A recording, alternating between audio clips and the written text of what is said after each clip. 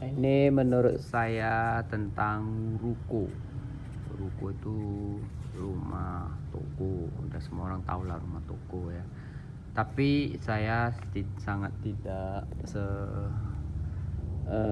sependapat dengan cara-cara eh, pengusaha-pengusaha atau apa itu namanya, pembangun-pembangun properti yang semua dibentuk ruko yang sama persis, bentuk dan tingkatnya sama semua di semua pusat kota atau jalan utama, semuanya bentuknya ruko yang bergepetan.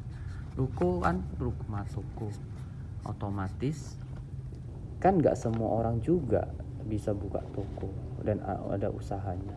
Kan ada sebagian yang hanya untuk hunian atau tempat tinggal atau untuk investasi dan lain-lain lah. Dan jumlah keluarga yang membeli hunian itu kan juga nggak semua sama, yang punya anggota keluarga yang banyak, kan ada yang sedikit, ada yang banyak, ada yang banyak sekali.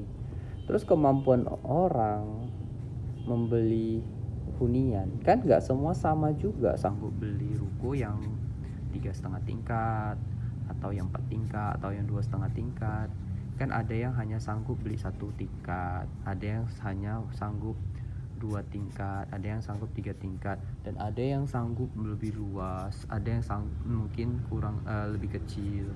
Memang ada sih bentuk-bentuk rumah yang dibangun, properti yang dibangun itu ya biasanya di area perkomplekan, biasa bentuk-bentuk rumah nuansa Belanda, nuansa Eropa, nuansa minimalis, banyak lah ya. Tapi ya bentuknya rata-rata hampir sama juga di dalam. Kalau yang bentuk villa ya villa. Jadi dengan semuanya dibangun ruko dengan ukuran yang sama, model-model beda-beda sedikit, tapi bentuknya tetap peta minimal. Biasanya yang idealnya luasnya 4 meter, panjangnya bisa 20, 25 atau 16. Itu rata-rata ruko. Menurut saya ya, itu kurang kreatif sih. Kenapa? Hampir di semua sudut kota jalan utama di kota Medan, jadi yang terlihat semua ruko bentuknya sama. Apalagi kalau jalan-jalan yang baru dibangun atau baru diperlebar, pasti bentuknya ruko. Terus kalau ada yang mau usaha dengan konsep yang berbeda, harus dibongkar, direnov, di bla bla bla. Harusnya nih menurut saya ya, pengembang properti itu harusnya ada kreatifnya, bentuk-bentuk bangunan yang dia bangun itu harus mungkin berbeda-beda. Jadi setiap jalan tuh ada ciri khasnya. Oh, ini rumah yang biasanya seperti ini rumahnya biasanya bentuk seperti ini. Nggak semua mentok ruko, semua di jalan apa pasti nampaknya ruko. Menurut saya sih kurang kreatif sih. Mungkin dari sisi keuntungan ya pasti, dengan gini kan kontraktor mudah menghitung budget untuk membangun ruko ya. Tapi kalau dari sisi keindahan kota sih menurut saya kurang, karena kan semua bentuknya sama. Orang lihat perkotaan kecuali gedung bertingkat.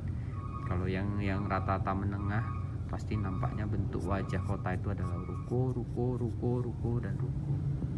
Ya setidaknya agak kreatif deh ya, seperti dibentuk yang agak beda, mungkin supaya terjangkau juga si pembeli. Kalau semuanya ruko 3 tingkat, semua ruko 3 tingkat, ada yang nggak sanggup beli 3 tingkat ya. Kalau secara ekonomi ya itu urusanmu, tapi kan kalau secara sosial kan di situ jadinya ketimpangan, ada yang sanggup beli, ada yang nggak sanggup beli ya. Kalau bisa dibuat ya ada yang terjangkau, tapi ibaratnya jadi agak ya, jangan sisi keuntungan aja di perhitungan, tapi sisi